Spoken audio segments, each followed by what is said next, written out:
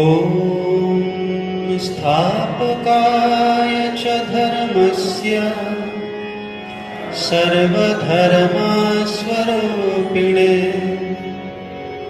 अवतारवरिष्ठाय रामकृष्णाय ते नमः. I welcome all in our segment Ramakrishna, a biography book written by Swami Nikhilanandaji Maharaj. This is our 7th episode, Chapter 2, Introduction, Priest at Dakshineshwar Temple. The last day we have learned, heard the bread-winning education. So ultimately Ram Kumar Chattopadhyay had to give up. And now Bhagavan Sri Ramakrishna as a priest at the Dakshineshwar temple, the temple made by Rani Rashmani. At that time, there lived in Calcutta a rich widow named Rani Rashmani, belonging to the Shudra caste and known far and wide not only for her business ability, courage and intelligence, but also for her largeness of heart, pity and devotion to God. She was assisted in the management of her vast property by her son-in-law Mathur Mohan.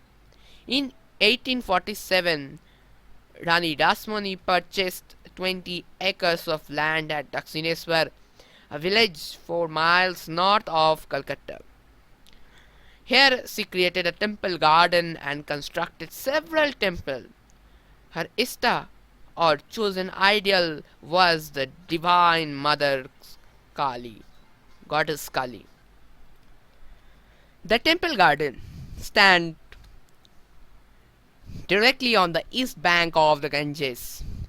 The northern section of the land and the portion to the east contain an orchard, flower gardens and 2 small reservoirs. The southern section is paved with brick and mortar.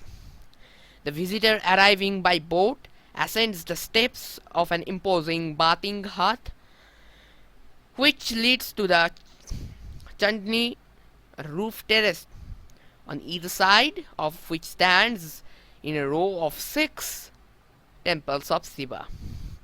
East of the terrace and the Shiva temple is a large court, paved, rectangular in shape and running north and south. 2 temples stand in the center of this court. The larger one to the south and facing south, being dedicated to Goddess Kali, and the smaller one facing the Ganges to Radhakanta, that is the Krishna and the consort of Radha. The 9 domes with spires surmount the temple of Kali. Before it stand the spacious Nat Mandir or the music hall, the terrace of which is supported by stately pillars. At the northwest and southwest corners of the temple compound are 2 nahabats or music towers, from which music flows at different times of the day, especially at sunup, noon, sundown. Sunup, noon and sundown. When the worship is performed in the temples, 3 sides. When the worship is especially the performed in the temple, that time the music used to come. 3 sides of the paved courtyard, all except the west, are lined with rooms set apart for kitchens, storerooms, dining rooms, and quarters for the temple staff and guests. The chambers in the northwest angle, just beyond the last of the Shiva temple, is a special interest to us, for here Sri Ramakrishna was to spend a considerable part of his life. To the west of this chamber is a semicircular porch overlooking the river. In the front of the porch runs a footpath north and south, and beyond the path is large garden, and below the garden the Ganges.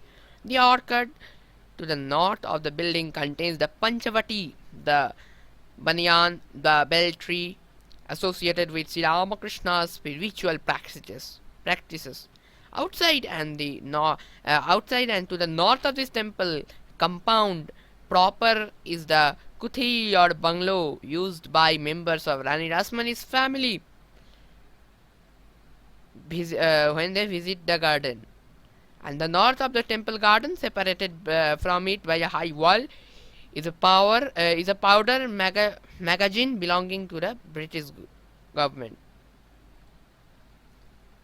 This was the introduction of the Dakshineswar temple, a brief of Dakshineswar temple, an introduction part of priest at Dakshineswar temple. Touching the feet of Bhagavan Sri Ramakrishna, I would like to end my segment, this segment today. Thank you.